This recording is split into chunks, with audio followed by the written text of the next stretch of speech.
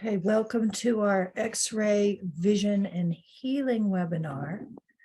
We're continuing with Packy, and I'd like you all to get comfortable. We're going to talk today. Also, I want to hear some of you talk, and we're going to put Gigi on because she's got a wonderful story to share for you. But I'm going to open with the prayer. So if you've got your notebook and your pen.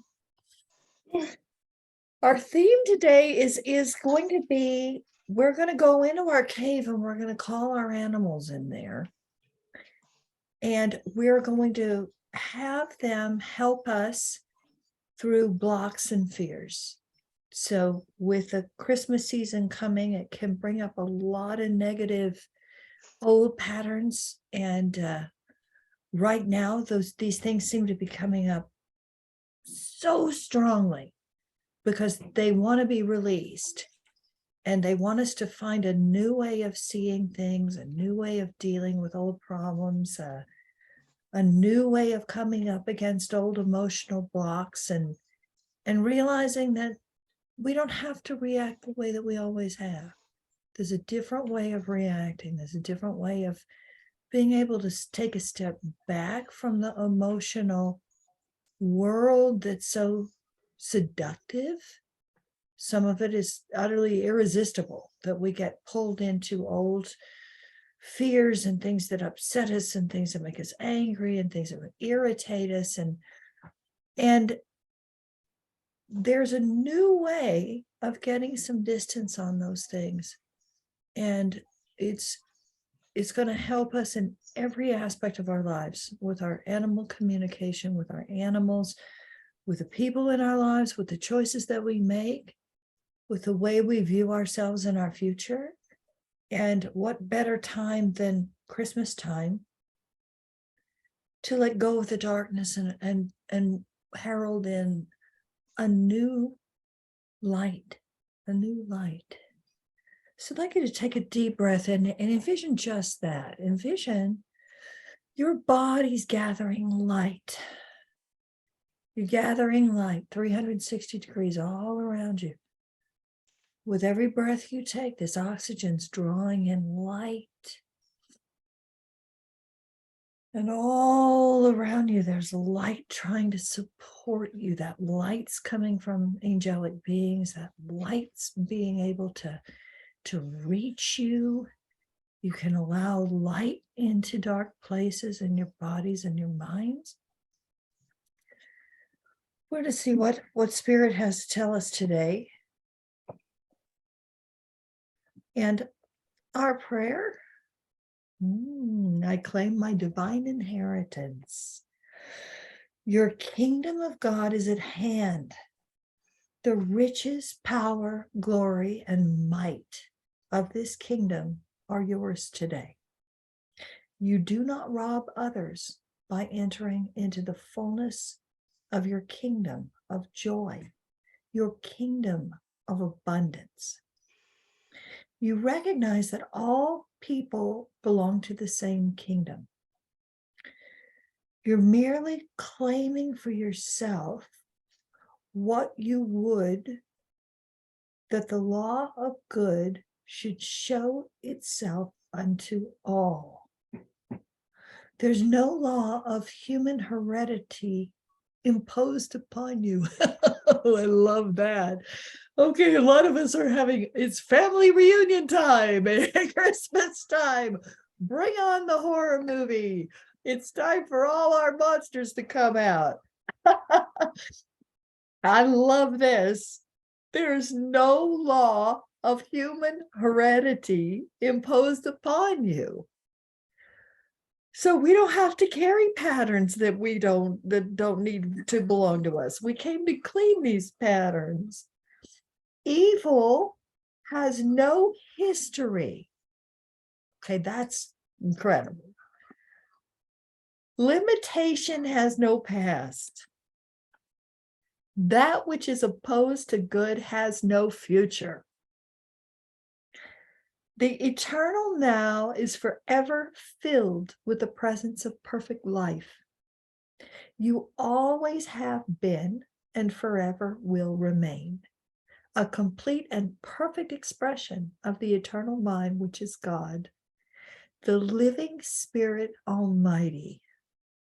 Say to yourself, today I enter into the limitless variations of self-expression that the divine spirit projects into my experience, knowing that all experience is a play of life upon itself, the blossoming of love into self-expression, the coming forth of good into the joy of its own being. I enter into the game of living with joyful anticipation, with enthusiasm. Today I enter into my divine inheritance, shaking my thought clear from the belief that external conditions are imposed upon me. Whoa, whopper. I'm going to say that one again. Today I enter into my divine inheritance, shaking my thought clear from the belief that external conditions are imposed upon me. I declare the freedom of my divine nature. Wow. Okay, I love this one. I've got to remember a couple of things before we get going today. And one of them is, I'm pretty sure all of you, or I would imagine now that it's global, you probably shop on Amazon. So if you do shop on Amazon, there's a charity division of Amazon called Amazon Smile. And on Amazon Smile, you're able to click a charity. So it doesn't cost you anything. It's not an additional fee for you. And it will send a few pennies on every dollar to whatever charity you choose. So Amelia's Archangel Society is up there. And we're on an anteater theme. So if you go to my charity site, you'll see that the last campaign I did was for pangolin in Zimbabwe, but it's ongoing for elephants and for lions, for all of the big cats. And my charity is about going into the schools in Africa and educating the children to empower the children so that they understand that preserving the African animals is their only hope. It's their long-term financial future. People come from all over the world to see these animals, and giving into a poacher is incredibly easy to do. I mean, if it's an equivalent of $500,000 in Africa could feed a village, quite literally. And if you've got people that are starving and their kids are in the hospital and their grandmothers are dying and they don't have any food, and in the hospital, if they're lucky to even have a clinic that they can go to, it's so easy to say, oh, but the elephants are driving us crazy. They're foraging in our gardens and they're eating our roofs. And they can be very pesky, these elephants. They're pretty funny. If you haven't read Whispers from the Wild yet, please get it as a Christmas gift to yourself. But every time you shop on Amazon, if you use Amazon Smile instead of Amazon and you click on Amelia's Archangel Society, every purchase you make is going to fund that nonprofit, and just a little tiny bit, but those little tiny bits really add up. So this goal here also is for you to have, if you can't come to Africa, at least you have a way to support it. So all you have to do is go to Amazon Smile, click on Amelia's Archangel Society, and every purchase you make from now on will give a few pennies to Archangel. We dance as lions, we draw lions, we make up theater about poaching and protecting lions. We make up plays about elephants. One time I had 60 kids in a room and I said, if a baby elephant had his mother get killed, would the baby miss his mother? All 60 children said no. I said, okay, you gotta come up here. You play the mommy elephant. Now they're always in families. So who wants to play the aunt elephant? Okay, auntie elephant, come on up here. Who wants to play the baby elephant? Who wants to play the poacher? All the hands go up. The big bad poacher, the big bad poacher. So we have him come up. I had them act it out that the poacher murders the mother. So one little girl falls to the ground, and then the poacher kills the aunt. She falls to the ground. Had a couple of other people playing the elephant family members. Those kids get killed. They fall to the ground. The kid playing the baby elephant goes over and is nosing these dead bodies. It was one of the most poignant moments of my life. And I said, now how many of you feel that a baby elephant would not miss his mother if she got poached? Would a baby elephant miss his mom? All 60 hands go up. So you never know if one of those kids is going to grow up to be the next ranger, the next head of the organization that protects these animals in South Luangwa. They're going to grow up to be doctors and scientists and wildlife veterinarians, but only if they're encouraged to do so, because we're breaking their limitation patterns. And the only way that we break those limitation patterns in those children, keeping the girls in school, it's a big deal. It's a big, big deal. One woman, and she's British, and it's really interesting about third world countries. The people who go in and get things done are coming in from the outside. And they're usually female. And if you grow up in a culture and a society and you have those limitations and you think, oh, nothing will ever change, nothing can be done, it's too corrupt. That's what most of the South African people believe. So they don't invest in helping projects. It's Americans going in, it's Germans going in, it's people coming in from all over the world who have a can-do attitude. And the girls were missing a week out of school every year. Every month, because if a girl was on her period, she wouldn't go to school. They have a big taboo about it, and they would sit at home, and there was no such thing as a sanitary napkin. And this one go-getter goes to Africa. She had, now the last time I was there, she had gotten a Singer sewing machine contract, or they had given her all these antique sewing machines. She's teaching the village women how to sew. This sounds like such a silly thing, but it's always these little silly things that can make a huge difference. And if we don't help the people, we can't help the animals, because it's up to these kids to help these animals. So she has these women, they sew a beautiful fabric sanitary napkin. This simply did not exist in these villages. Then they don't have a way to connect it. So the girls are wearing skirts. You wear a wraparound skirt in Africa. I do too, which is fabulous. So they don't have underwear and they don't have the rig.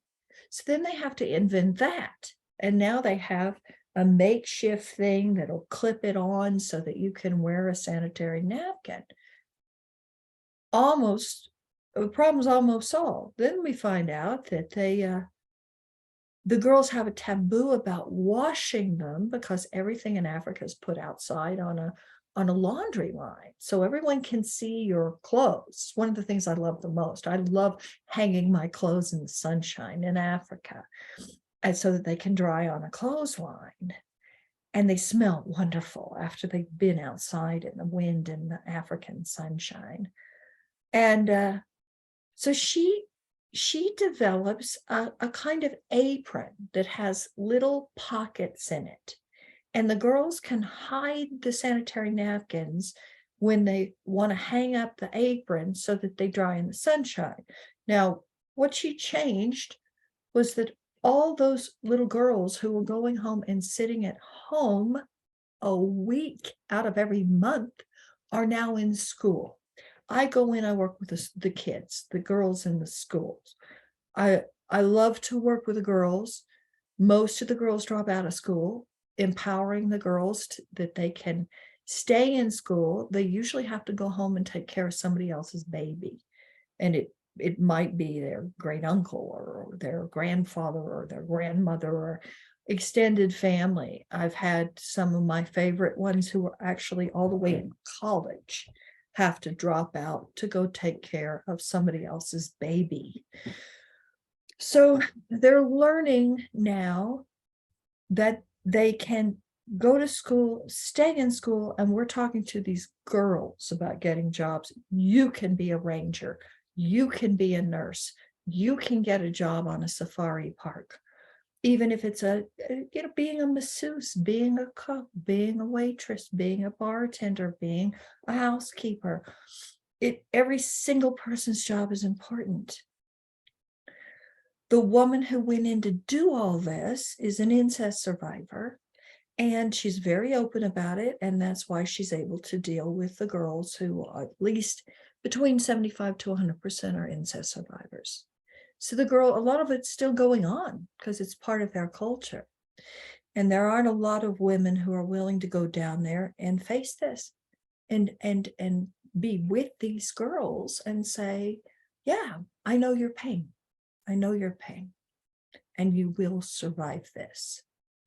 So that's also what we're talking about with animals, being able to say to them, I know your pain. I'm not going to turn away from your pain. I'll tell you the pangolin story when I have pictures in front of me. But for now, in order to face the animals' situation and really be there for them, and even in this case with Packy, to be there with her and go into the pain. What was this like? What was your puppyhood like? How bad was it? Were you pregnant at some point? Did you deliver puppies? Where did they die? Were they stolen from you? I mean, that's what happens to all these animals. Horses have it the worst. It's so sadistic, the way they treat these female horses. And almost every horse I've ever worked with, the first thing the horse says is, do you know where my mommy is? The people treat them like they're eggs in a carton. I'll buy this one, I'll sell it. It's not doing what I want. It might as well just be a motorcycle or something. But if we're going to go into that world, into the world of pain, into the world of fear, and not only be able to endure it, but offer some spark of light, some spark of joy, some spark of hope, a different way of seeing things, different way of doing things. We've got to clear that space outside of ourselves. So we're going to go into this cave and face some fear. Rita, if you let us, we now have 2 girls who've got COVID. So Rita, I'm so amazed that you're here today. I can't believe that you're on. Yasi was out last week. Said COVID is still very much out there. Well, I'd love to pray for you, and we can pray for your health if you want us to. Sure, I'll take it. Okay. Thank you. Great. Sorry, my camera's off. I'm just not. That's okay. You wouldn't want to see me. Well, you're here and you're chuckling, so you're not dead yet. Yes. I hope not. Almost killed me, but you're not dead yet. Okay, great. Gigi, I want to put you on and have you share the story about the voice. Oh, because this is something that I'm trying to teach it, and it helps me when she's been emailing me, she's been telling me, and even the story of you're walking down the sidewalk, either you have your dog or you don't have your dog. You see someone else walking their dog down the sidewalk. When you're using your animal communication, it's kind of like a secret. So the dog will be walking past me, and I'll go, hey, how's it going? I can hear you. And the dog will acknowledge you when you use your animal communication. Now I'm going to follow that up with calming signal. So I'm never going to pass a dog and not go. So that's the way of saying, how's it going? And then if they're barking at you, they're protecting the house, you're walking down the neighborhood, they're behind the fence, the dog, and then if they go, I'm gonna kill you, I'm gonna kill you, I'll go, bye, doing a great job. You're doing a great job. You really scare me. I was terrified for a moment there. I'll do the leg, they'll go, and then I'll go, and they'll go,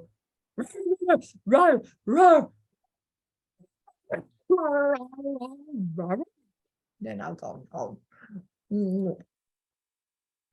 So the yawning, and then they'll go, wow, blah, blah, and then they'll sit down, and I'll go, it's okay. You can stop trying to kill me now.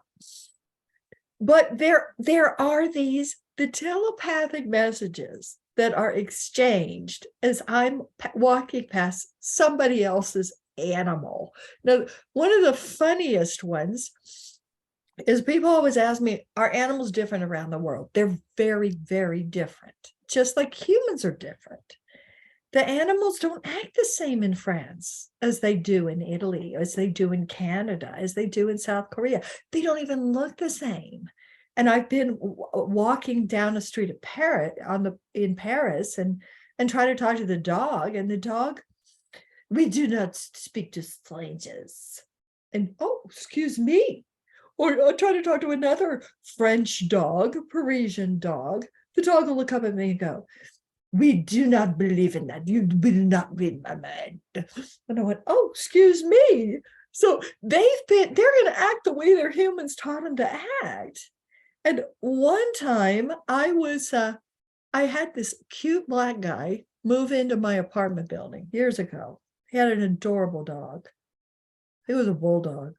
I have a thing for bulldogs. And I'm meeting the dog for the first time. And I said, hi, how's it going? And he said, well, not so good. I said, well, why not? He said, I've got to go to the vet. I said, really? When? He said, Wednesday afternoon. And I'm meeting the guy. I look up at the guy and I say, what an adorable dog. What's his name? And he tells me, and I said, why have you got to go to the vet on Wednesday afternoon? Oh, he almost fainted. It was just a checkup. It wasn't a big deal. But when you're talking to them, they're going to act different. They acknowledge you differently. All the animals that are outside. So I think that's kind of a starting point. Gigi had a story about that. And then she also had this story about working as an angelic being when somebody needs your help and you're asking God for miracles to fall into place so that you happen to be able to run into that person at the right time, and you happen to be able to help their animal because you wanted to help them, but you needed to run into that neighbor in order to help them, and you needed all these miracles to fall into place. But this story is about simply hearing your animal's voice, because I talk about this all the time. And she can help you understand what it feels like if it's never happened to you. With me, my cat, I mean, I've said if they joke, it's coming from the outside. If they insult you, it's coming from the outside. And this happens a lot, especially if you have cats. Because cats are the ones, I mean, this was Florabelle, who was a star of Language of Miracles. Amelia, come take my picture. I look so cute with this thing on my head. That was a little hair bob that would stutter her head. But she would shout insults. Clean up this mess. My litter box is dirty. Get out of bed. I mean, there's no way to not hear her because it's obvious. But it's how do you get your own program quiet enough that you can hear their program? And maybe, and this is the thing that Gigi's teaching me about this, not be afraid to hear what they're really going to tell you, because they may say, you are fat. You need to stop eating that.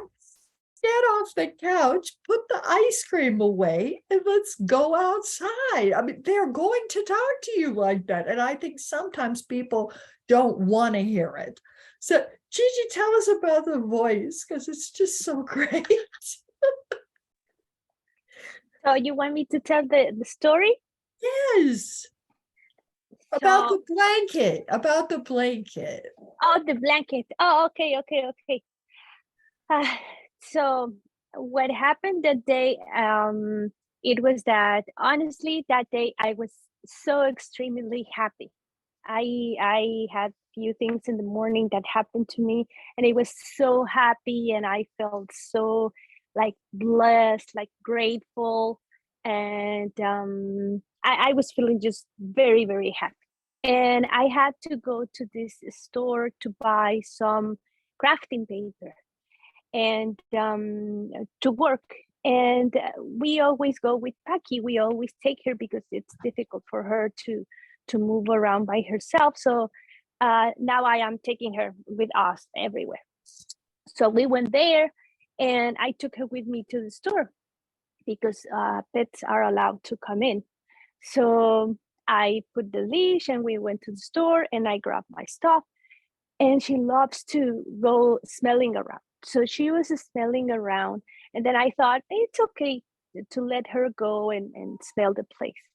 So she was smelling, and we went around the store, and then we reached this aisle where they have blankets, a lot of blankets.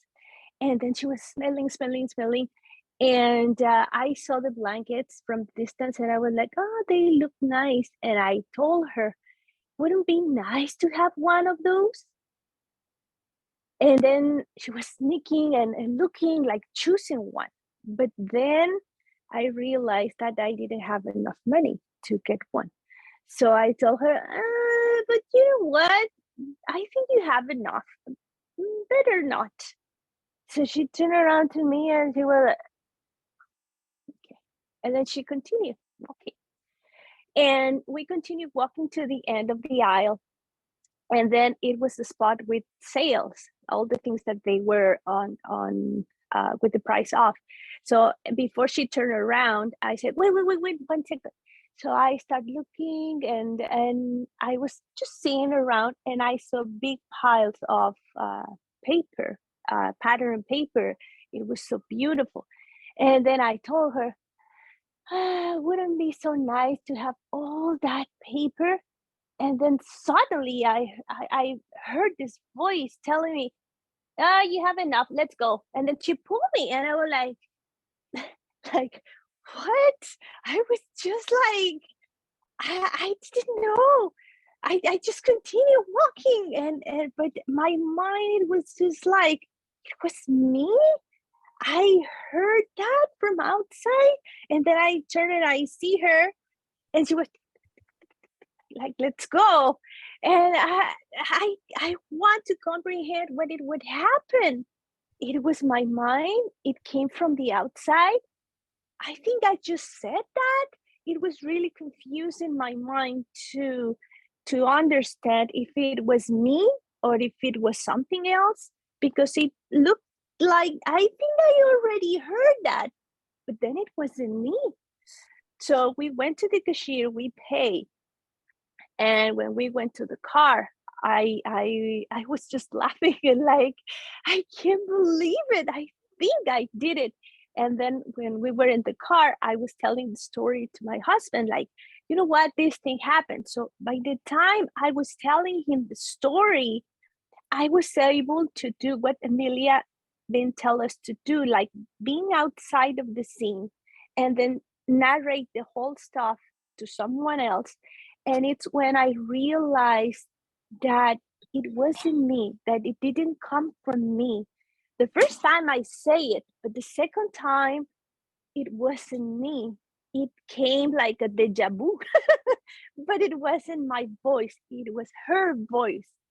And I felt so great because I heard her voice. I could not tell about that, the sound or something, but the heat of a thought of something coming from outside telling you in your mind this. And it was so funny because it was my own words, nothing else, nothing different. And at the moment for me, it sounded like deja vu, like, oh, wait a minute, I think I already heard that. Yes, it was me, but it was Mikey. So yes, that was amazing. So you denied her of the blanket after you teased her with it and almost bought it. She wanted it and you refused to buy it for her. And then you go find all this paper and she says, you have enough. Yes, yes. No, I think you have enough. Let's go. And then she pulled me. The funniest part it was that she pulled me the She leash, pulled like, you. let's go. That's So, right. That's right. So Gigi, let me ask you a question. Do you think in English or in Spanish? honestly, it's very difficult for me because sometimes it's in Spanish. Let's say with her, I found that it's in Spanish. It's in the language that I am talking in the moment. But when I am doing the readings, I found that it's in English because it's in the role or the rhythm that I have. I have seen in my life that all languages have their own rhythm, their own consciousness, their own way. The way that a Hindu people speaks is very different than a German, than a Italian. They have different meaning. I love languages, and I've been studying French and Armenian and Russian, and they have their own way of thinking. Turkish, they have their own way of thinking. Even when it's the same sentence, when it's the same thought, the way that they structure the thing, it's very different. So that's why speaking a language is to go on that wave, go on that rhythm. If you don't go on that rhythm and you want to do it on your rhythm, is when it's difficult to learn the language, because we want to translate, and it's not about translate, it's about to go with the way that the people speaks. The way I'm speaking to you in English is not the way that I will be speaking in Spanish. And actually I can see how my voice and my way of being is different if I start speaking in Spanish. If I start speaking Spanish, it's another person. It's Okay, another thing. so Gigi, what language did she speak? Spanish. So For me. Paki speaks Spanish. Mhm. I've had other bilingual and trilingual students, and one of them said it's obvious to her when the animals are talking to her because she speaks German, French, English. She said, well, the animals speak French. Mhm. So different parts of the brain. Now, this is where when, and so many of you understand this because there are some languages that have male and female. There's some languages that reverse the subject and the verb, and it's so interesting. Now, this feeling that I'm talking about, because sometimes I'll be doing a reading, and so let's say I go back a week later and I ask the same questions. The cat will say, well, how many times do I have to tell you? I answered that already. Sometimes they'll get irritated with me because I'm asking the same questions. There's no way that's not coming from the outside. That's obvious that's coming from the outside. Now, if I turned on the radio right now and I started playing Mariah Carey, you would go, oh, I hear that. Well, I know that song. I like it or I don't like it. Immediately your brain comes in and starts judging things or trying to make sense of it. Last time I heard that was here, and I love that from high school or whatever. So there, if it's your, this is what we're getting at, and it's easy for me to say because it'll take a lifetime to learn it. When we get the distance that we're looking for from our own internal commentary, your own brain, your own pattern, then you become aware that there are two of you in there, because one of you is saying, you better hurry up. You better make sure the pictures work on the Zoom. You better. So I've got somebody coaching me. I've got an internal adult gonna whip over me. And then I've got a child self who might even, that voice might even say to this voice inside my head, would you leave me alone? Would you stop harassing me? I've got this. I can do this. And then I'll sit back and listen to these two parts of me talking to each other. It's really obvious. There's a parental part talking to you, and there's a child part talking to you. The juice for us, the creativity, the ability to listen, all we're learning how to do here is use your body as an antenna. If I turn on Mariah Carey, there's no way you're not going to hear it, especially if I turn it on really loud. We accept that information that's invisible traveling through the air. What is any different from that in this? This is information traveling from the air. It's coming through the air, except it's a wave of frequency and information that carries with it story, emotion, details, history, inside the body. But it's coming from Packy. It's coming from a little dog. Why wouldn't it be? Why is that any more magical than being able to turn on, there's music on the TV in here.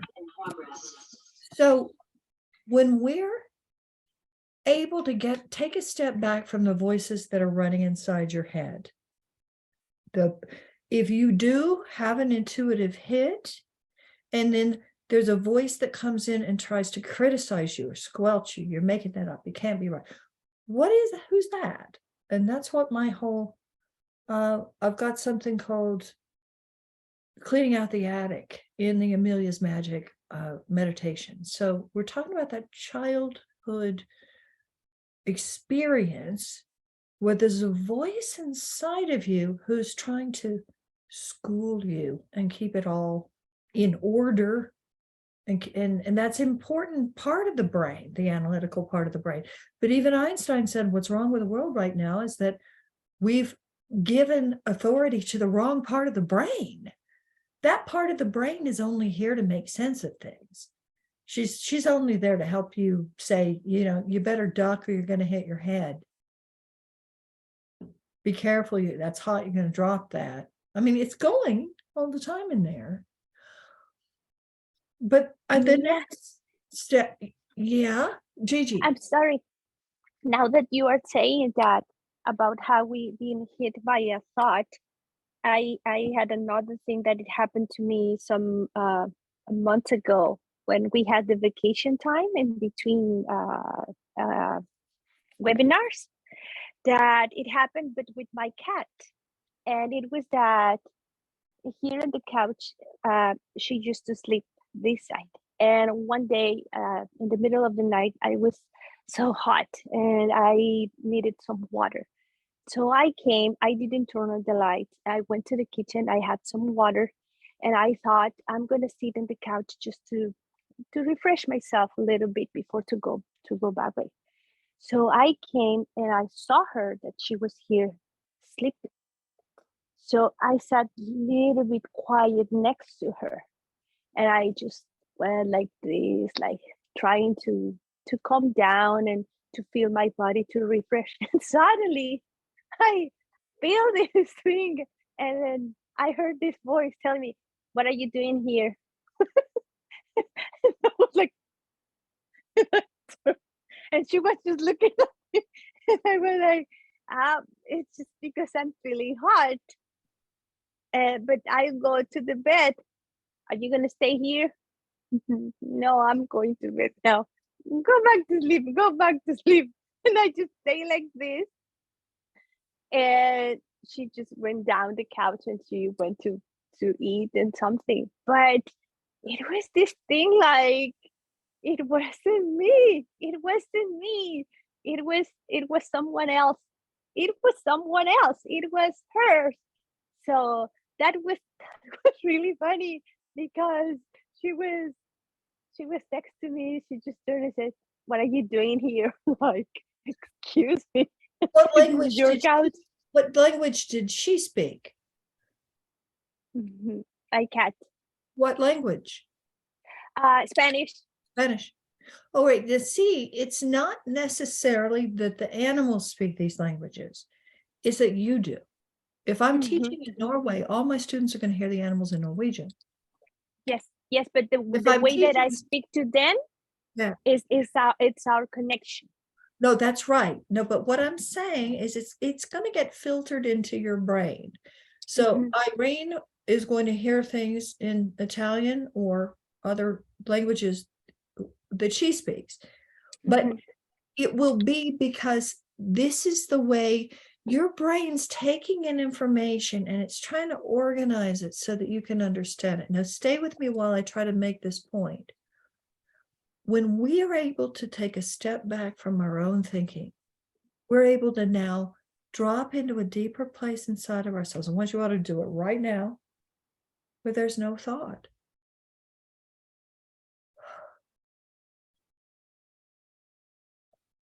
Lower your focus into your lungs. This is why all the yogis, everything, and all the meditation classes are about breathing.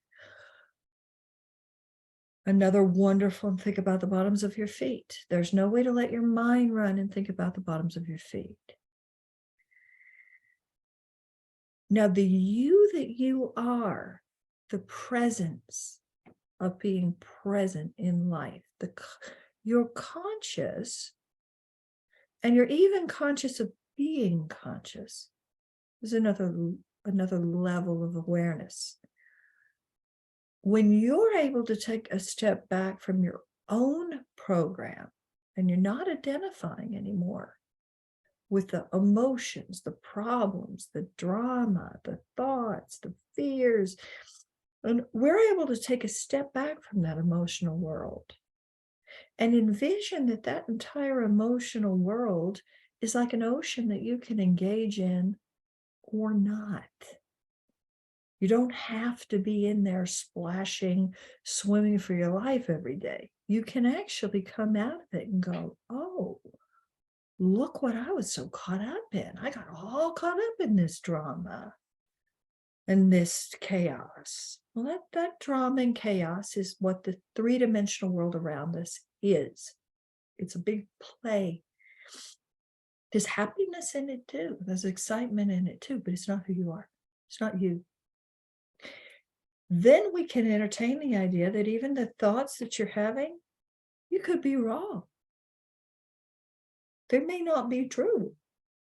The humans all think they're right, which is why we still have war on Earth. If we can take a step back from it and go, wait a minute, I'm thinking something about this person that might not even be true. It's an old habit. It comes from trauma, that I'm wired in a certain way, that I'm going to send all this hatred toward this particular person. And we take a step back from the emotions and go, wow, okay, I got really triggered there for a minute because Christmas is coming and we get triggered this time of year. So we're able to look at some of these old things and finally resolve them, finally get some distance emotionally and say, yeah, I reacted this way when I was 8 years old, but I don't have to act that way anymore. There's a different way. And the way comes from this sense of separateness between your thoughts, your emotions, the wave, the oceans out there. So let's say it's right in front of you and say, oh, come in here. No, I don't think so. No, I don't think so. I think I'm going to stand on the sand and look at you and not get caught up in your drama this year. So then you're not even the you that you think you are. You're not your personality. You're not your emotions. You're not your thoughts. You're not your body. You're none of these things that you've been identifying with. So it's easy from this point of view to have something else talk to me from the outside. You know, Pam and I were emailing about Archangel Raphael, who appeared to Mother Mary and said, you're going to be the mother of the Christ child. a voice came to Joan of Arc when Archangel Michael led her into battle. Those voices that are coming from the angels, from the spirit guides, from the animals, if you can't hear them, the only reason you can't hear them is because you're running your own program so loudly and you're identifying with your own program that you're running you loudly and you can't hear anything else. There's a word for that. It's called ego. Now, if we allow that thing to calm down and acknowledge the fact that we are not our ego, and the part of the brain that makes sense of things and tries to say, well, that's yellow, it must be a banana. Well, that's green and has lots of legs, it must be an alligator toy. That part of you has been instilled to keep you safe. Can we feel safe enough to listen to things we've never been able to hear before? Because what I can assure you, if this is new to you and you haven't had that breakthrough yet, 99.999% of it is more beautiful than being a human being. It brings you more joy. I just got a full body chill thinking about a butterfly talking to me. Or an injured pigeon I spent hours rescuing and taking to a wildlife sanctuary last week. The treasures in this, the beauty in this, and she made it, by the way, which was phenomenal.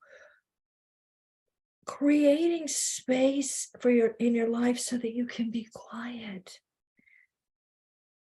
If I had to rush off to have dinner with family or dinner with friends, or if I had all these commitments of people pulling on me, and a lot of the time, your biggest obstacle is people pulling on you. They all want to take you away and make you think what they want and get you all caught up in their drama and make you solve their problems and listen to their stuff.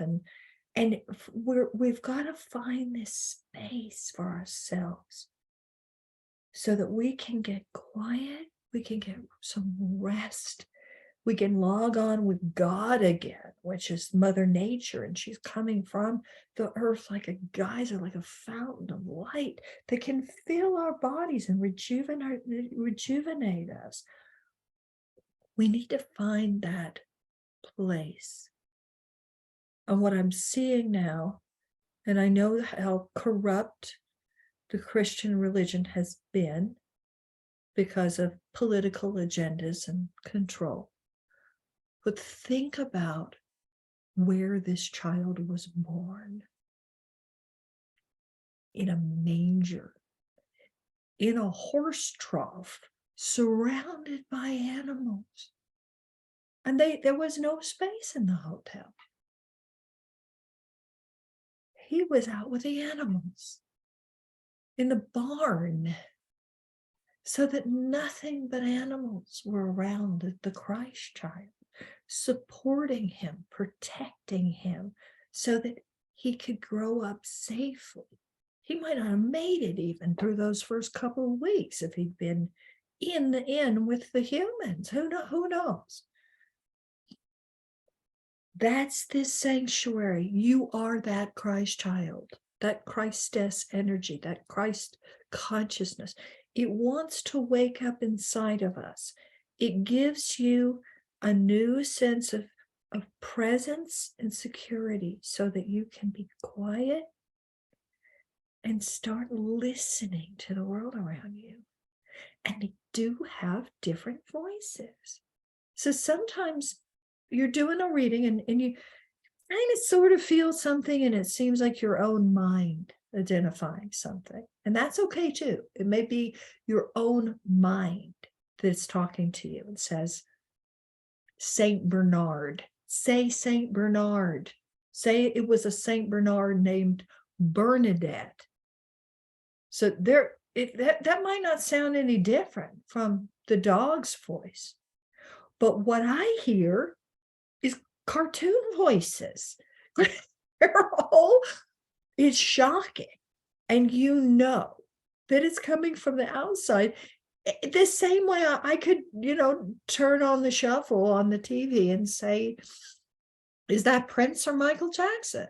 And you listen and you go, oh, that's Prince. So that's what this is that this cat? Is it that dog? I once had, and I've told this story back when I was very young and very green at all this, and I was charging by the hour. Somebody sent me pictures of her 13 cats.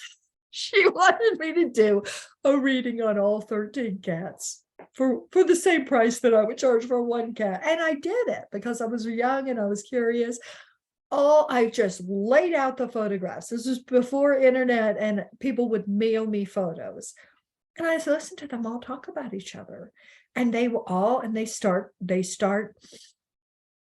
yelling over each other. Well, my favorite food is this. Well, he's lying. That's not true. And I didn't pee on the rug. He did. No, she's the problem. She has a crush on me. That's why she's jumping on me. No, he's attacking me. All right. So the whole thing, it's like listening to an entire group of children. And I got to hear all their relationships and I got to hear the names they have for each other. One of the cats started talking about another cat named Snow Kiss. I just put all the pictures out. I said, what? I said, well, my favorite other cat is Snow Kiss. Well, look at her list of 13 names. There's nobody named Snow Kiss. And I said, well, who's Snow Kiss? And my eyes go to one of the photos, and it's a black cat, and she's got white all around her little lips. And I'm like, you're Snow Kiss, aren't you? Yes, I'm Snow Kiss. And then you find out that they have names for each other. They have their own world. Just because the humans name them something, that doesn't mean anything. They have their own names. Every soul has a name. But a lot of the time people get the name close to what it should be because intuitively they're locked in enough to know that. So how do we get this distance from our own inner dialogue? It's a feeling of distance and presence. And I want you to just go there right now. We're going to go into our cave. Imagine now. We'll enter it the way we always do. So now you're outside. You're walking alone in the woods. This is a place that you can get sanctuary from the humans and their world.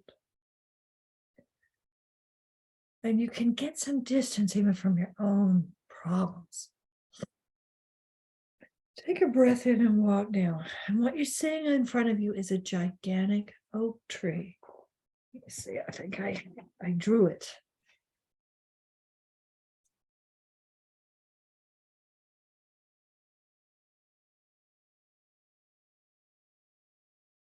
This one doesn't have a door, but here is a tree. Now you're walking up to this tree and you see in this tree a gigantic door. So envision that right now. There's a door. You see the shape of the door. You see what the handle looks like. Reach up and you're opening this door. You're going to go down into your inner world, a place where you're completely safe. Picture yourself walking through that door. It shuts behind you. Now feel the silence. You're inside the tree. Smell the smells.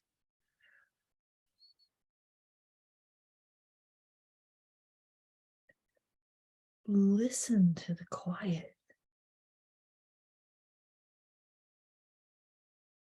You see in front of you a staircase. There's a railing and there's light. There might be lanterns. We're going to walk down this spiral staircase. We're going to go from 20 to 1, 20, 19, keep going down. 18, 17, keep going down. 16, 15, 14, 13, keep going down. 12, 11, 10, 9, 8, 7, 6, 5, 4. See those final stairs in front of you. 3, 2, 1. Step off. There's silt at the bottom of the cave, as if it were underwater at one point. Step out into the cave. And rather than it being dark in the cave, you notice there's this beautiful kind of light. Look up and see all sorts of crystals, stalactites, stalagmites. They're coming from down like giant icicles, sparkling all different colors. And the cave is huge above you, huge, huge, huge. Call forth in this cave a spirit guide.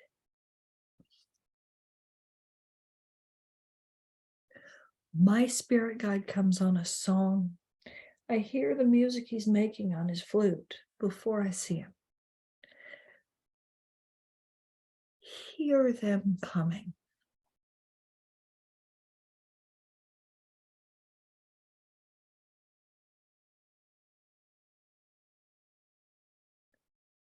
You've got a spirit guide coming towards you.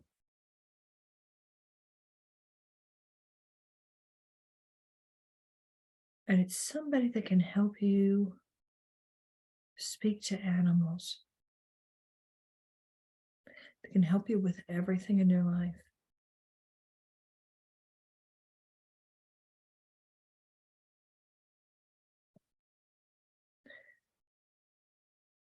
There's someone here who wants to meet you today. When I do this, it's normally for Hecate, who is the old crone, Mother Nature herself, the old witch.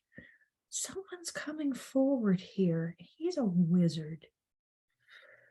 He wants to talk to all of you. He's a wizard. See this wizard? He's carrying a lantern in one hand and a wooden staff in the other. See him walking towards you. He's the spirit of the tree itself. He's the Lord of the woods.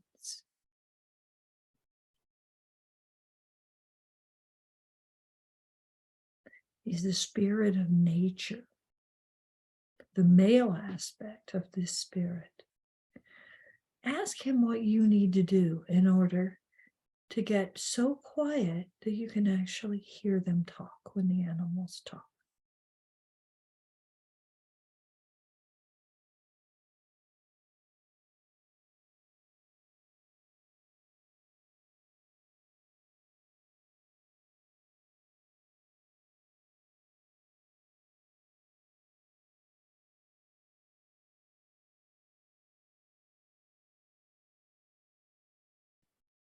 He's saying to me, there is no division between you and them.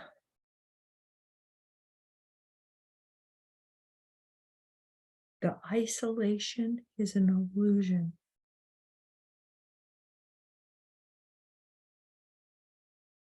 That's the lesson. To feel one with them. And you feel one with them by falling in love with them. You fall in love with every single one of them. And you're not separate anymore. You are them. You can hear them thinking. You can feel their bodies. You can feel their emotions. And there's always so much beauty in it.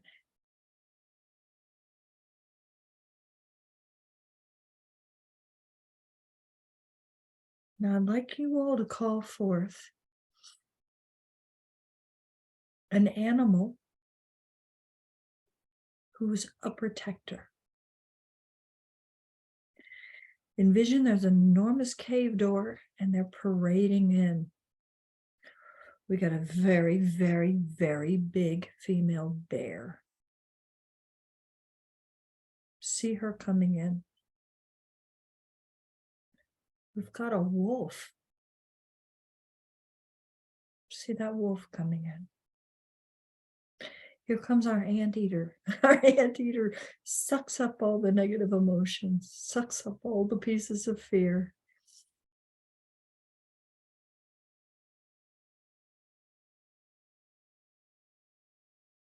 There's a tiger coming in. There's a lion coming in.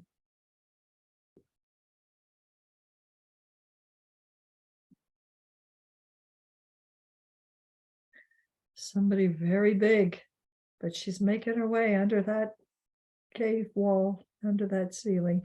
There's an elephant coming in.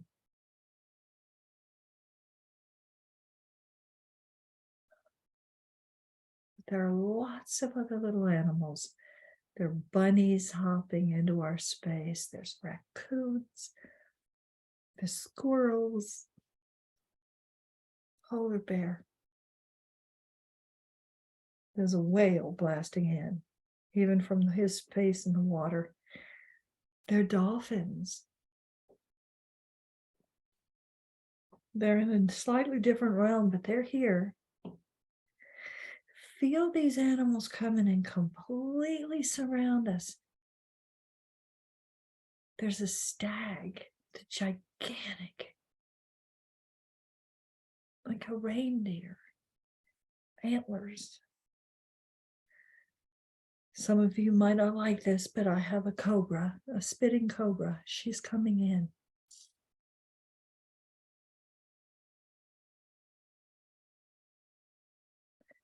There's a whole circle of animals around you.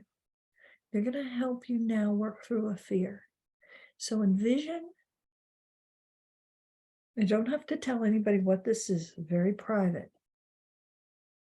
Whatever is your biggest fear right now, especially at this time of year, put that fear in front of you.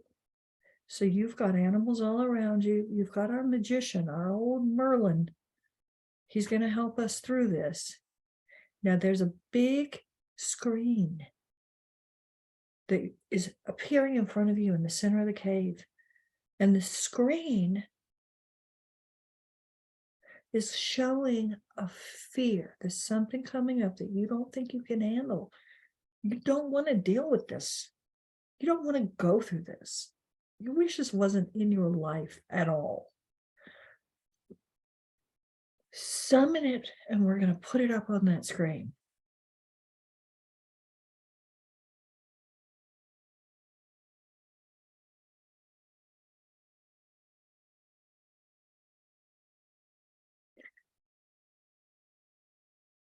Put the person in there that you don't want to deal with. Maybe there are many of them.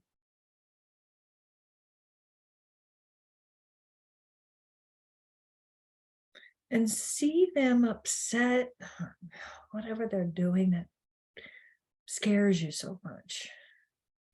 If this is a voice from your past, it's someone that told you, you can't talk to animals, you can't do this. This is against our religion. You're not allowed to do this. You don't, they're stupid. They're less than us. This is dumb. You're wasting your time. You're crazy. You're too sensitive. Call that person forward. Put that person on the screen. Now, I make a lot of Wizard of Oz references. So the writer was brilliant. Picture now that our Merlin has a gigantic bucket of water. And we're going to melt this fear just as if it were melting down the Wicked Witch. So take your big wooden bucket of water and pull back and just splash that on that screen with all your might. And now your person that you were so afraid of, or the thing that you're so afraid of, is melting. Say it, melting, melting, melting. Oh, what a world, what a world. What one little girl has done to my beautiful wickedness. There goes the fear. See it melting into a puddle of nothingness.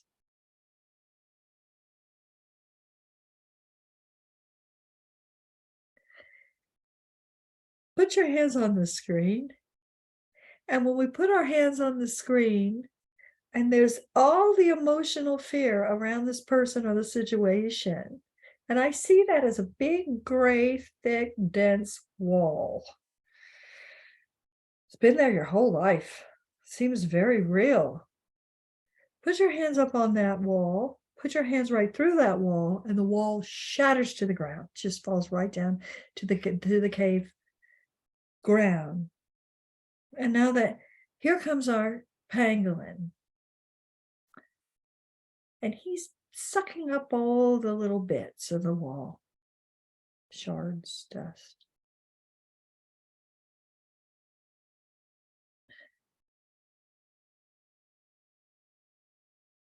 Bring your biggest animal guide, your protectors, to be on either side of you. One of them's walking towards you on your left, facing out. Another one's coming up on your right, walking towards you, turning around, boom, facing out. Another one's coming up behind you. We got a black jaguar in here. Serena's in here. She is dangerous. You've got a black jaguar in here. You've got a cobra that can be as big as a skyrise. Feel those behind you.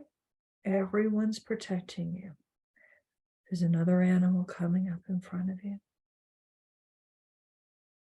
Well, take this one in your arms, this one.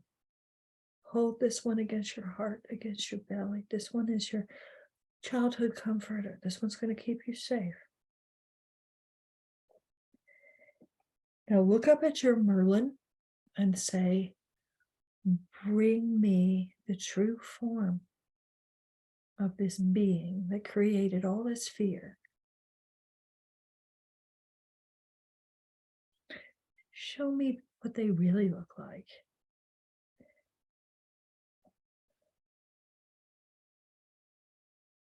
And see this person. Maybe it's you.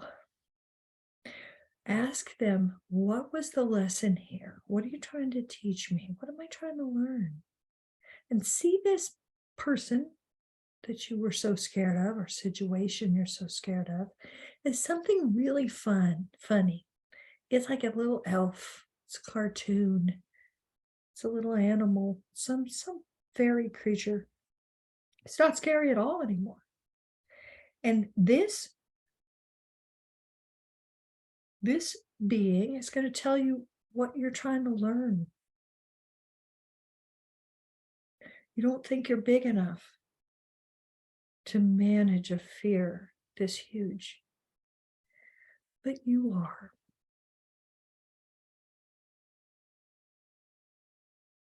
You don't think you can handle challenges this big, but you can. You're trying to teach yourself something, like a child in school, and it's scary. But then you win. You learn. You go, wow, that's what I was trying to learn. Oh, good grief. I was afraid of nothing. I was scared of nothing. I made a big deal out of nothing. All your animals are around you. Now envision all your animals are starting to cuddle you. They're licking your face. They're wrapping their tails around you. Your bear is high-fiving you. There's always joy. It's like this giant celebration that you grew through something that you didn't want to deal with. That's how challenges on earth work. But we're learning as we grow. We don't need to engage all that emotion. We don't need all that drama and negativity. There's a better way to do it. There's an easier way. And that's holding the space. Yeah, this is what's going on around me. But God is inside of me. This is the challenge. But God is inside of me.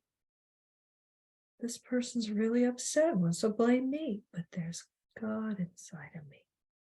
Now, when we find that space, envision that in the center of your being, there's a light.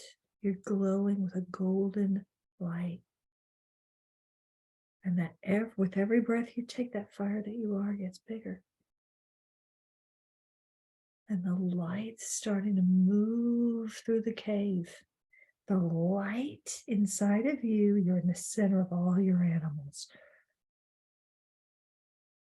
You are that Christ child in that manger. You are the light of the world. That's what he said. You are the light, which means you're not your thought, you're not your emotion, you're not your drama, you're not the negativity. You're the presence, the awareness, the consciousness of emanating from the being that created everything. And there's a golden flame, and it's creating an aurora. The aurora is the rainbow. You're sending waves of rainbow light around you. And even if it's on such a fine frequency that the humans around you can't hear it yet, they're not responding to it, the animals can. The animals smell the light. The animals say, where's that rainbow coming from? I smell something. It smells so good. Then you're walking down the street and the dog looks up at you and you go, I can hear you. And he goes, really? What's wrong with you? I said, well, I'm on a different frequency level.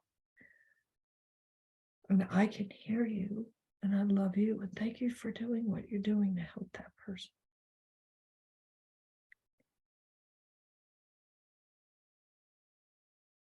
And they always say, well, why can you hear me and no one else can? And I say, because the humans are deaf. But we're working on that, aren't we? We're working on having the humans learn that this level of grace outside of space and time, outside of 3D, grace transcendent, is possible for all human beings. And there won't be peace on this planet until they find this. So hold this feeling. Picture now coming through the door of that cave is this dog. Here she is. Oh, she's a madam. She's a strong, sassy so-and-so. She's opinionated. She's got a lot to say. She also has an ego and a personality. Well, I like it this way. Well, I want that. She's got a real, I mean, the fact that she got a little body has nothing to do with how big she is. And in your cave, everything can talk and you can hear it. You can hear all of them.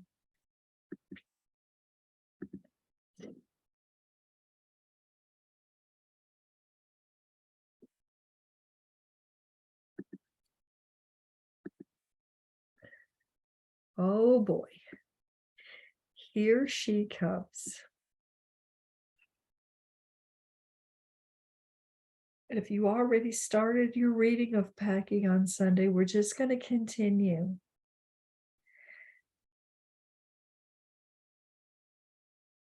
Jot down a few adjectives about her personality. Who is she? What is she all about?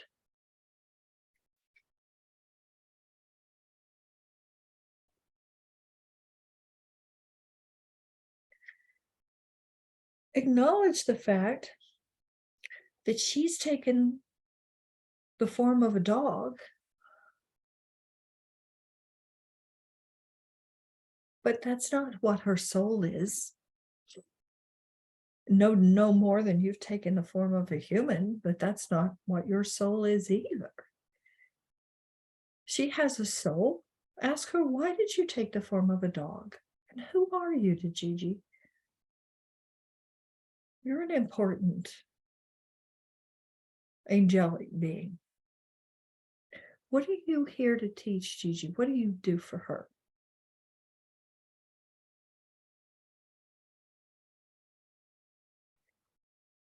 And the things that you pick up They may be very esoteric, they might not be. They might be very normal brass tacks, day-to-day things.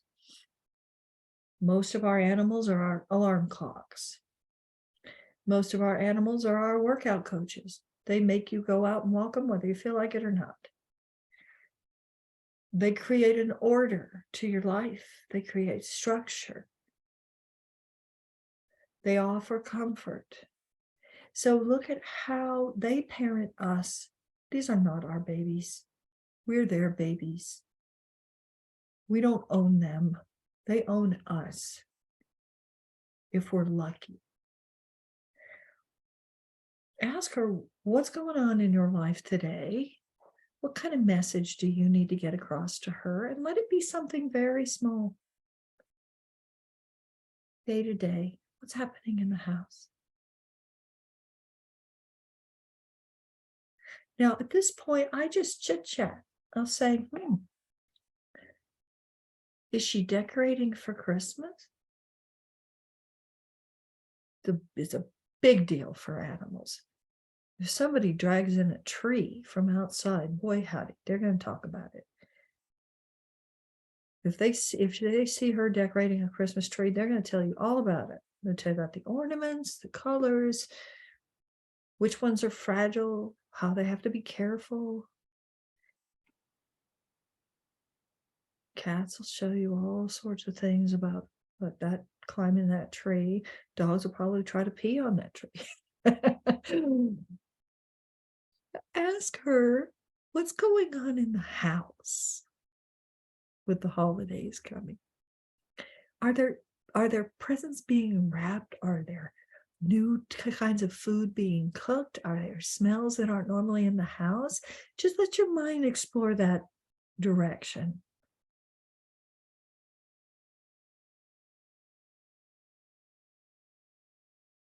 What do you love about this time of year, Peggy? And if you could have her cook something special, what would it be? What's your special treat for Christmas?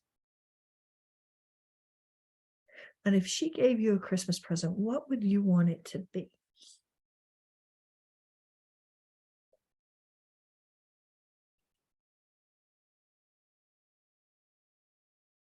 Ask her what the weather's like where she is.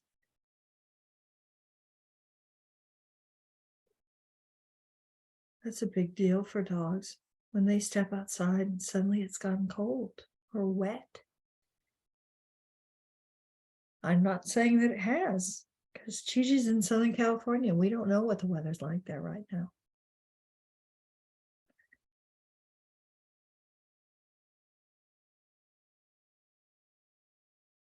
Ask her how far she is from the ocean. Do you smell it? Are there seagulls that come over? Maybe not. They could be very inner city.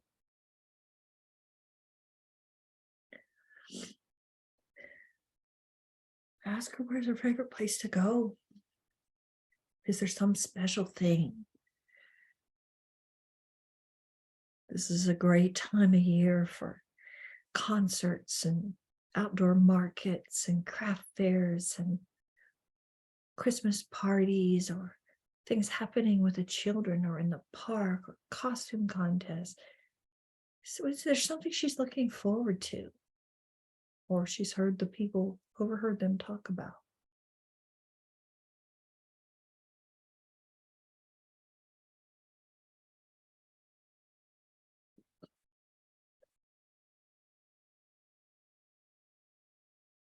Now ask her if she wants to tell you anything about her childhood.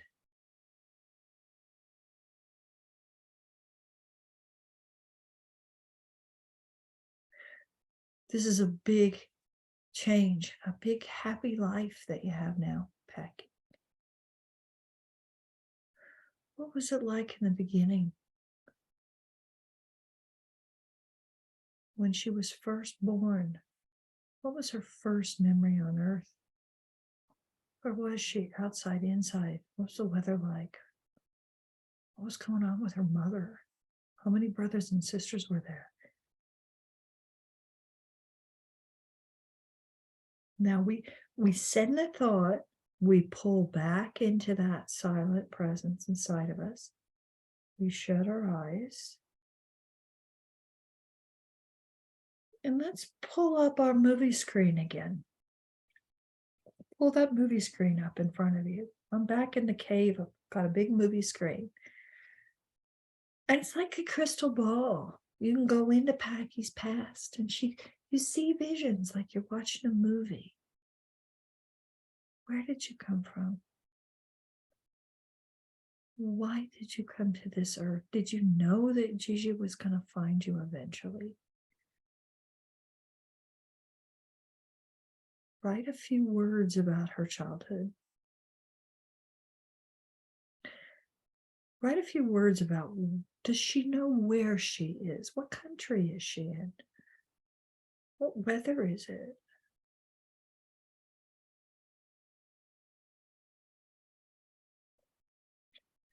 Go forward in time, and you're growing strong as a puppy. Your legs are strong. Your mind is strong. You're looking for food. You're thinking your own thoughts. Maybe you're getting separated from your brothers and sisters. Eventually, you get separated from your mom.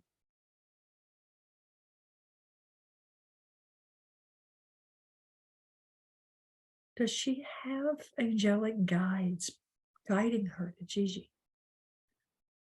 Are there angels around her? What sort of spirit guides are around her? And Gigi, you look up, you see her for the first time. Do you know her? Where do you know her from? Have you been with her before? What is she to you?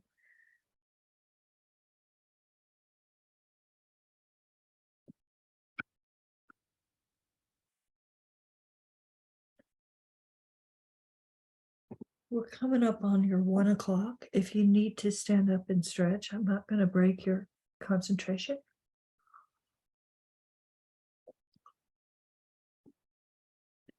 We're going to come back and roll a body scan on her. But if you could imagine that you're already connected.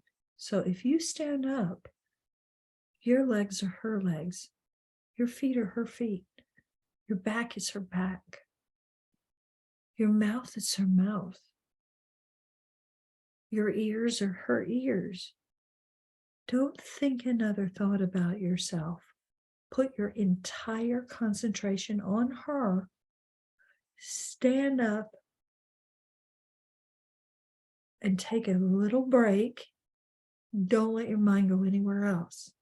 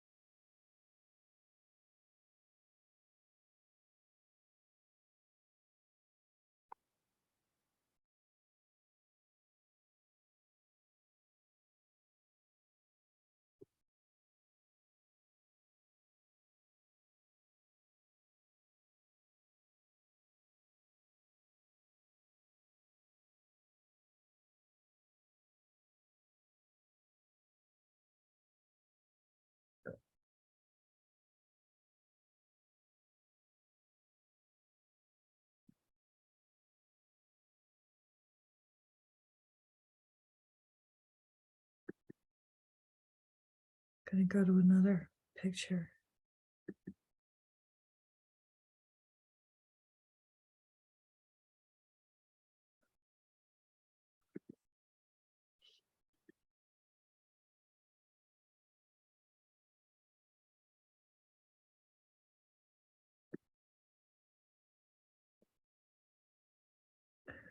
When I body scan, I always start with the bones. So take a look at what we've got here. Then we're going to go into the top of her head, and we're going to run our focus down her eyes, into her nose. We're going to drop into her mouth, and we're going to move all the way through her teeth, one by one by one by one. We put things in situations. Oh, what does it feel like to chew? What does it feel like to bite into something? What kind of sensitivity is there? Is there sensitivity to cold? Is there pain? We go back up into this skull, and we're going to roll all the way down the vertebra. Now, most dogs have their neck out of line and their coccyx out of line, which is their tailbone. And when one goes out, the other goes out. But from having been tugged on by leashes at some point, having jumped out of a car or truck and smacked those hips, smacked that coccyx, and the tailbone goes out, a lot of the time vets misdiagnose this as hip dysplasia, when in fact it's coming from the spine. A lot of what locks up in the lower vertebra, you see in the lumbar vertebra, that's a lot of the time it's emotions. They're getting pulled back from doing things they want to do. They're getting shamed. I'm not saying this is specific to you, Gigi, because I'm sure it isn't.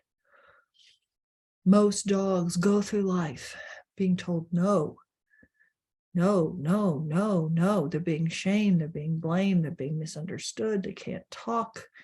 They can't get what they want. So what happens there? That stomach clenches up.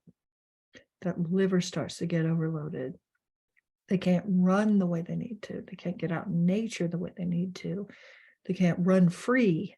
They can't balance their energy, jump on another dog and roll and roll and roll and lick and kiss them and put all their vertebrae back in line.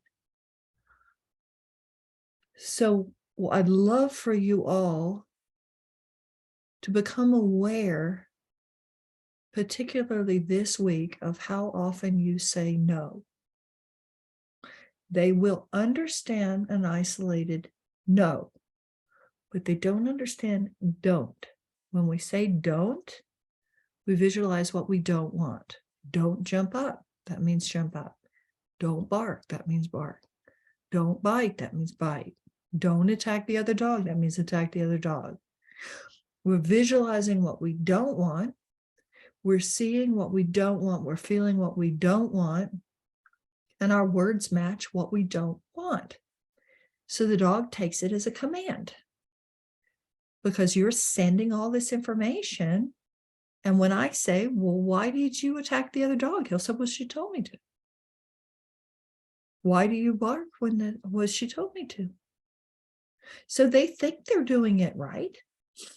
And then the person goes up to them and shames them or tries to punish them, even after the person asked them to do something and the dog did it. And then by the time I get called in, the animals say, well, she's crazy.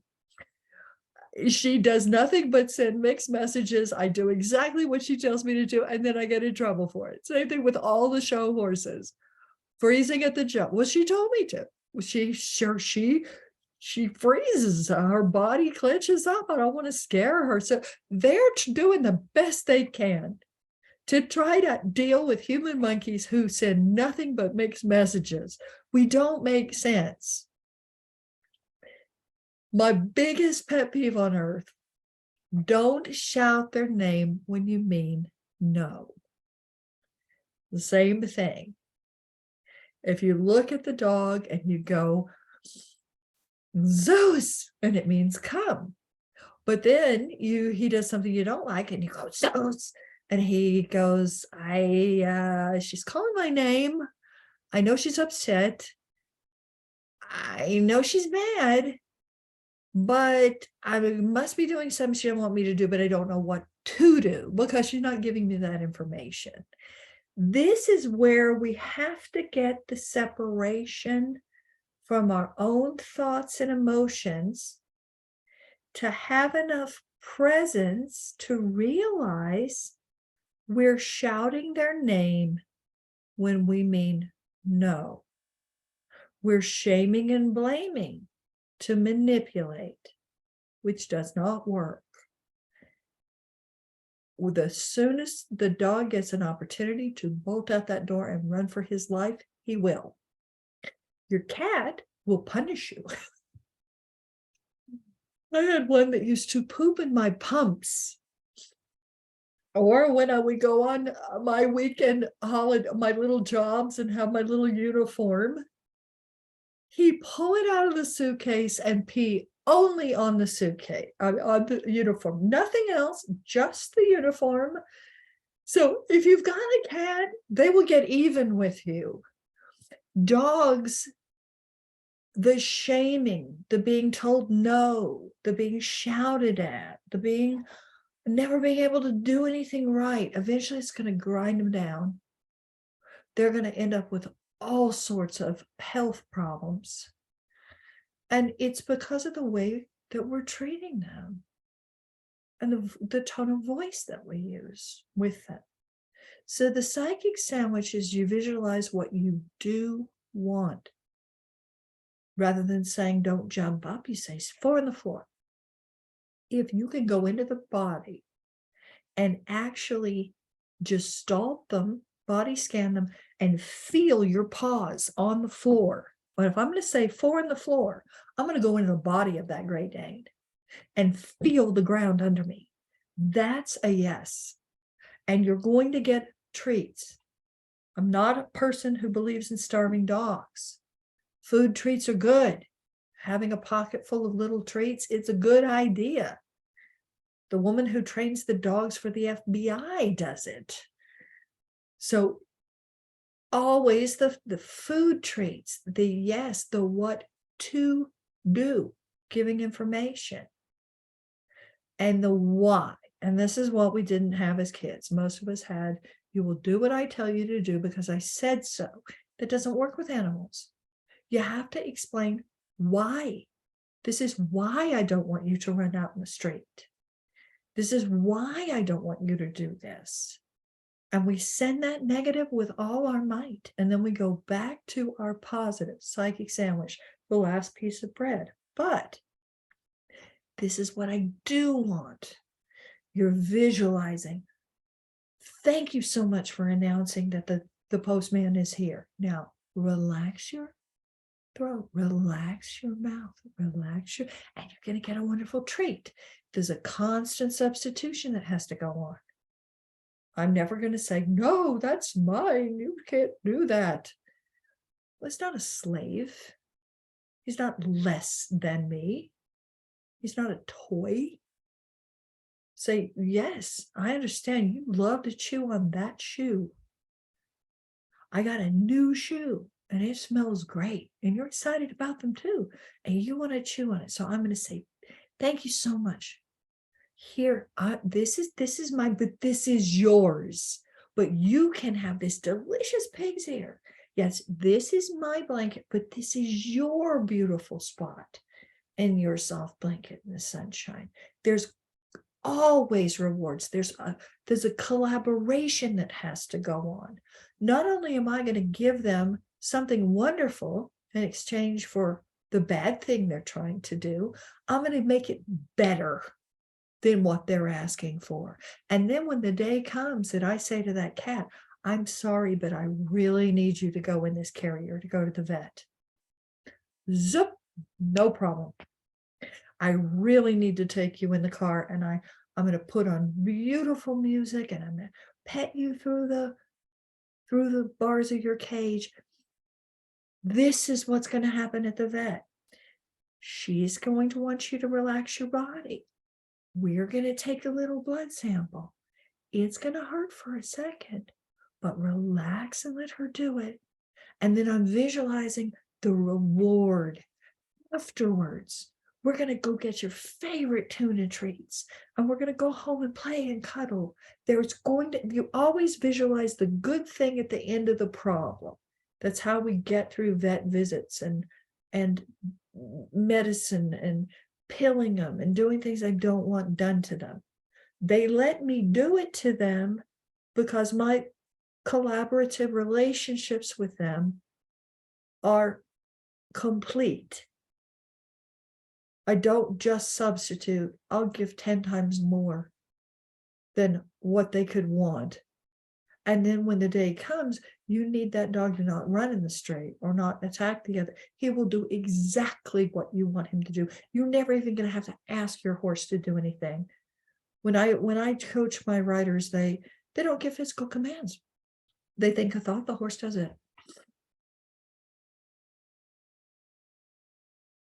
Because the horse wants to do it, because the horse loves them. As the person's acting like they love the animal. But it's a very new idea for us. Do a scan there with that whole skeletal system and see where things are, how things work. The knees, the ankles. Interesting.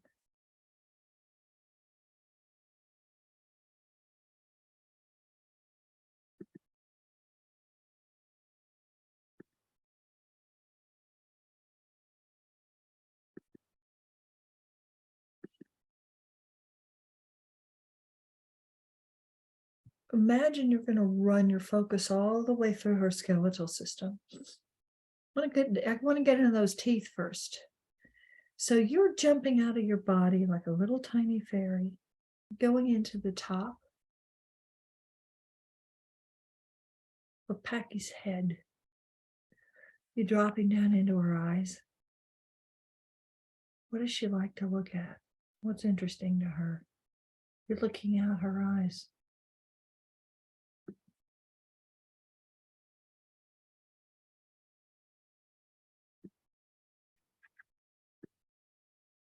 Go into that nose. Ooh.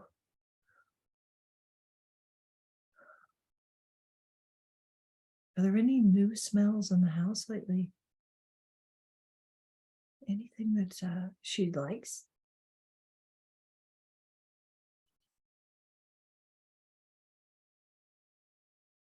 Anything she doesn't like? Or she's not so certain of?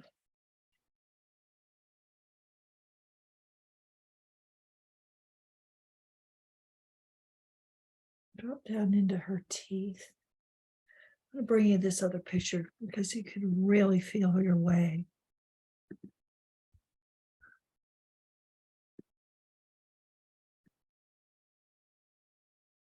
Imagine that you're in her upper molars. We're going to roll through her left side. So you're in her body looking out. So as we look at the picture, it's the right side, but you're inside there. Imagine you're moving now, you're focused through these teeth. And you're asking if there's anything strange or painful or sensitive, missing even.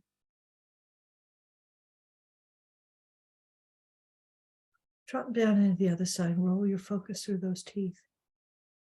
Go one by one by one by one. Envision you're in her mouth and you're chewing something that's really hard, like a bone.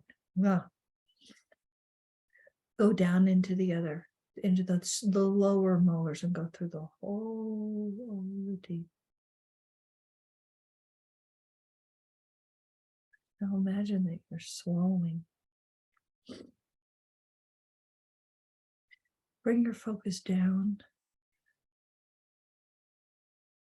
We're going to go down the back of her neck,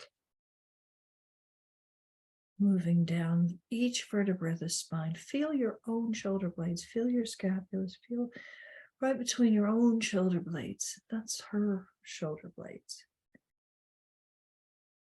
Her spine is your spine, all the way down her lower back, her tailbone. Go down her left back hip.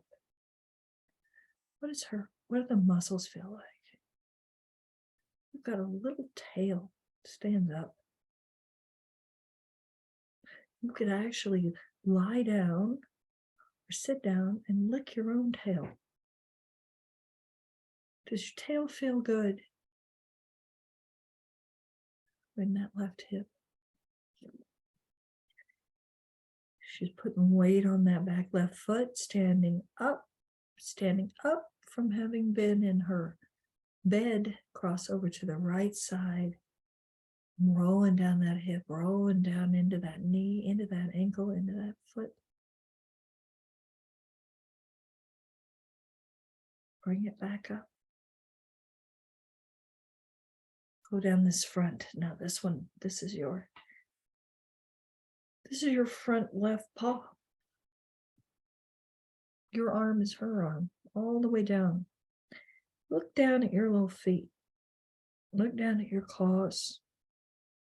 How does she feel about her feet?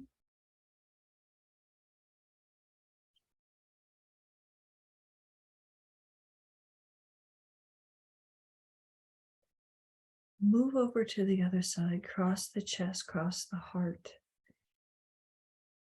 Down into here, the right side. Bottoms of her little paws. Bring your focus back. I'm holding it in the throat here.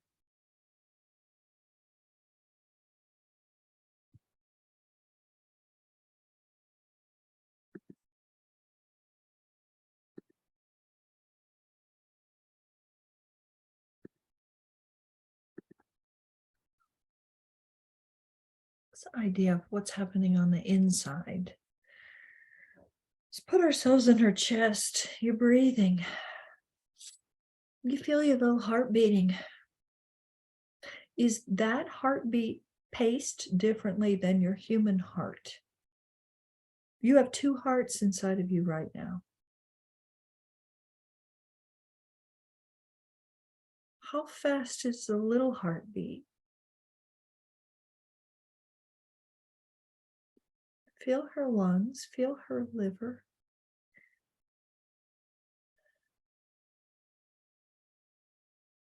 Go down through her abdomen and you're looking for tightness, blockages, pain. All the way down.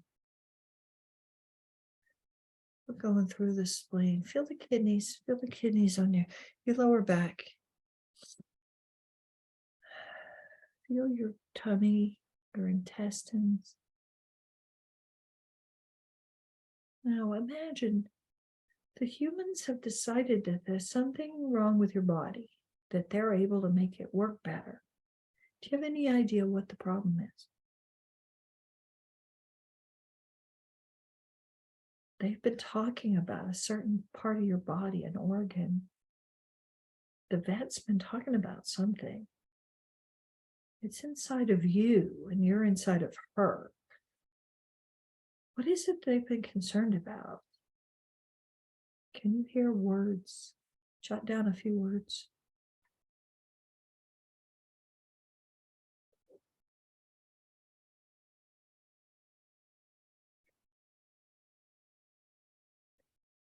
Picture you're at the vet and you're getting an exam. You can smell, bad smells. There's a lot that goes on in this room. But now you're leaving. You get to get out of there. And you're home after your vet visit. And the vet's given Gigi something to give you. It's supposed to make you feel better. Picture that you're going to reach out and eat something that the vet recommended.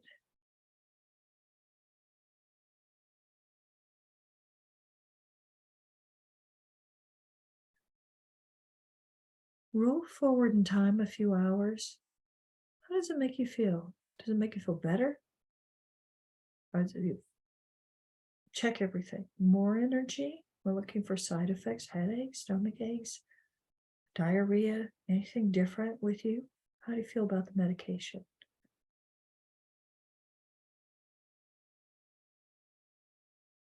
She asked a question about holistic alternatives, but let's just ask Packy directly. What do you need? What do you need to make yourself feel better that you're not getting? This is something that the humans can do to make you feel better.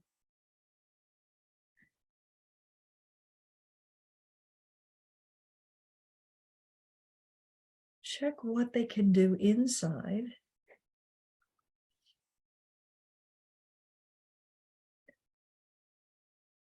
Then ask her if there's something outside that could make her feel better.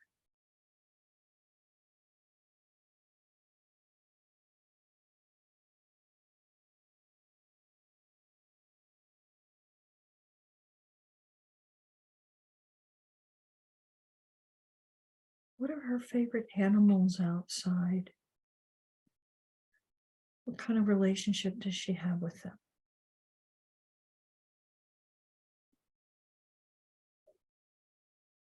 How does she feel?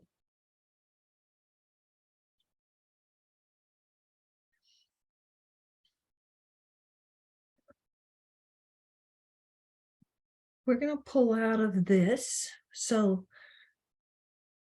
envision you're in the cave. You're holding Packy in your arms. You're thanking her. Kiss her head.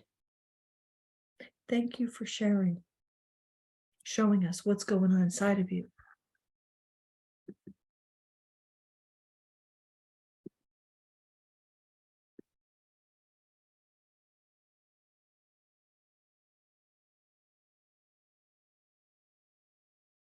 This makes me laugh. She just doesn't look overjoyed to be in that too. But I think the real complaint is an apple. What? That can't be my birthday cake. An apple. Ask her what she would love to eat. If we're going to hold that vision of giving her the thing that she wants. And this is another thing that is part of the animal relationship rule book.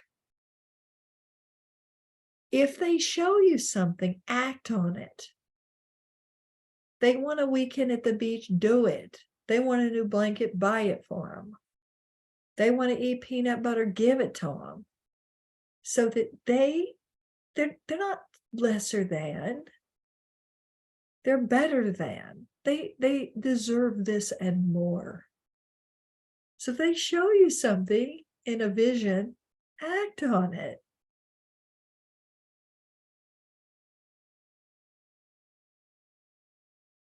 We're going to make sure she gets that blanket, Gigi. So now we're holding her in your arms. You're in this cave. We're going to take a step a little bit. We're going to hold her out. Say, thank you so much. Thank you so much for teaching us.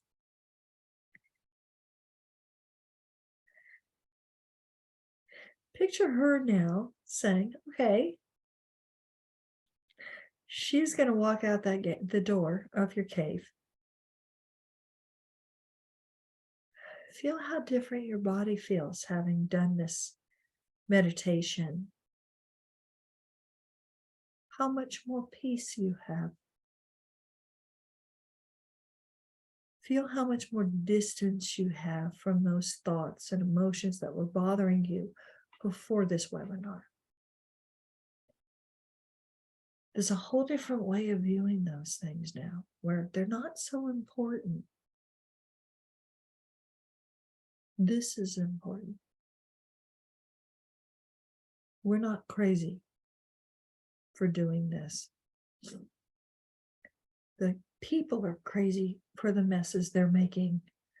We don't have to do that.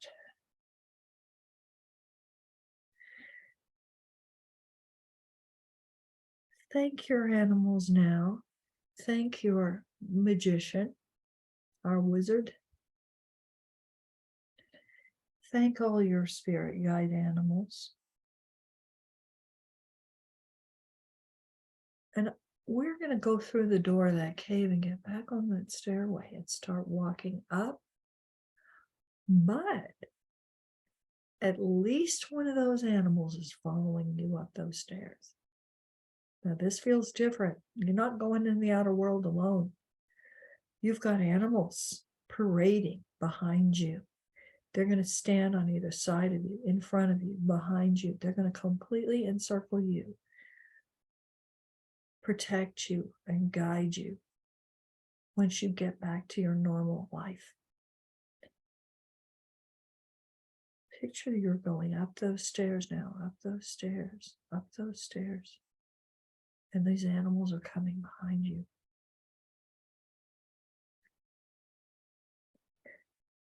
We're going to go from 1 to 20 and come out into the sunshine. 1, 2, go up, 3, 4, 5, 6, 7, 8. There's a big wooden railing inside my tree. 9, 10, 11, 12, 13, 14, 15, 16, 17, 18, 19, 20. Open the door to your tree and step back out. But now you've got animals coming behind you. All your spirit guide animals, they're coming with you. We're going to come out into a clearing in the woods. And here are all the animals that have come with you.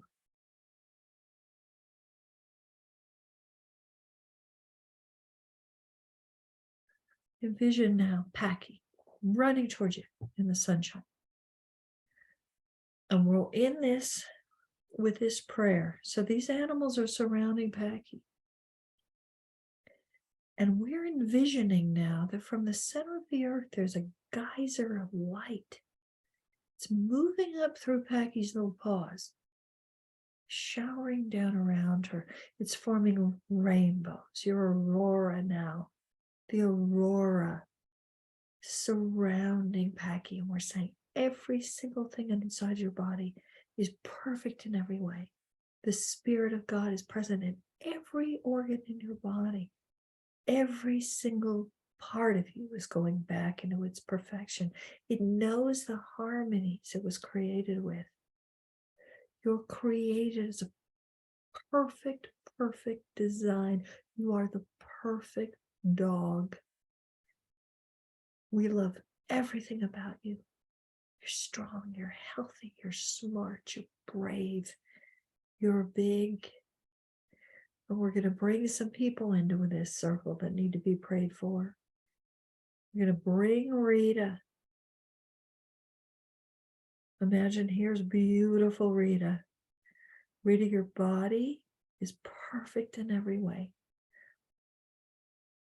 See that geyser coming up from the earth. It's showering down around Rita.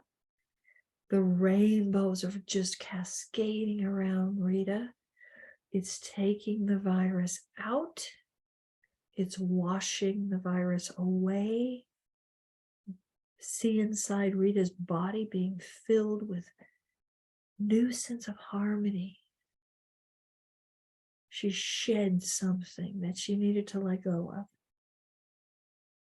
So this was a transformation, this COVID experience. Rita's body is perfect, whole, perfect, and complete. She enjoys vibrant health, perfect health. Her throat's letting go. Her nasal passages are letting go. Her body's beginning to hydrate itself again. Her immune system is just shining. It's so strong. I'm seeing armor around Rita. It's just shattering this virus, bringing Yasi forward. Yasi also just had this virus. See that light shooting up through her spine, showering down around her, sparkling rainbows of stars. Yasi's body is perfect. It's stronger than it was before. It's let go of any residue. It's gaining strength and power.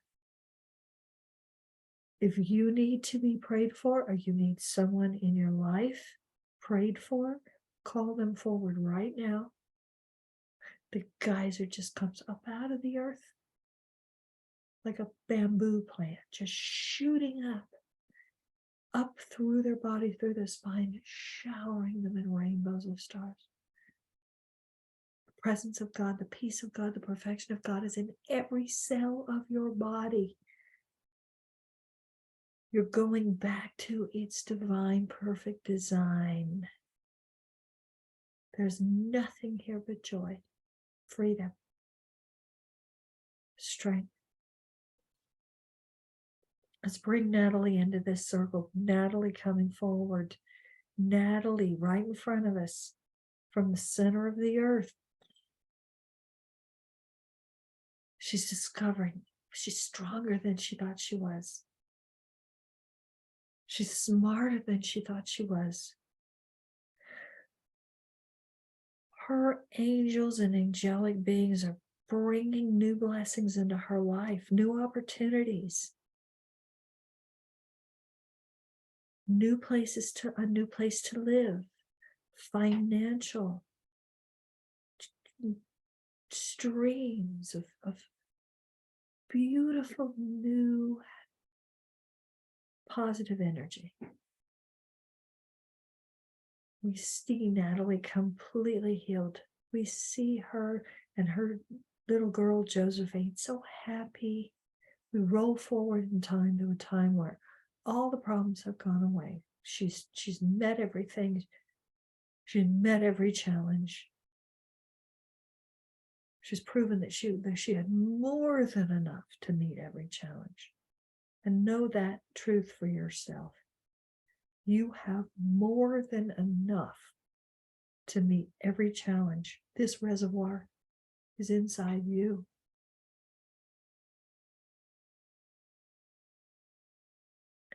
I'm going to leave you on this, continuing to cultivate this feeling.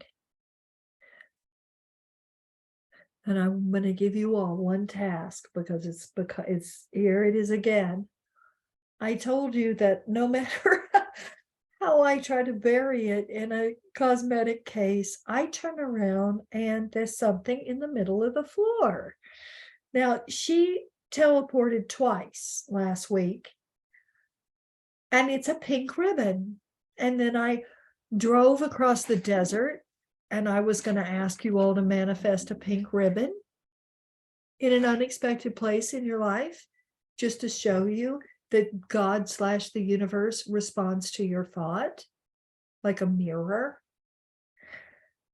And I'm driving along, and there's absolutely nothing, not one green thing, nothing. And I look over, there's a bush, and it's covered in pink ribbons on the side of the highway in the middle of the desert in New Mexico. And it's blowing into my path. And I went, okay, I'll tell them. So this morning, once again, it's tucked away in the bottom of a cosmetic case.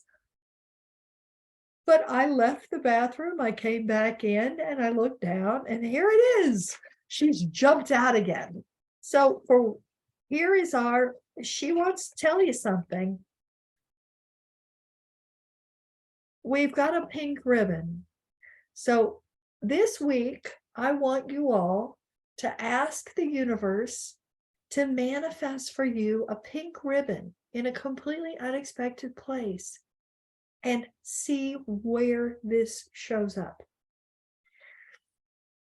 I love you all, and I'll see you on Sunday. And once again, send me emails about what you want to study. I think we're moving in the right direction with the spirit animals helping heal us. So, bye for now. Continue your reading with Packy and listen to her wisdom. I'll see you soon.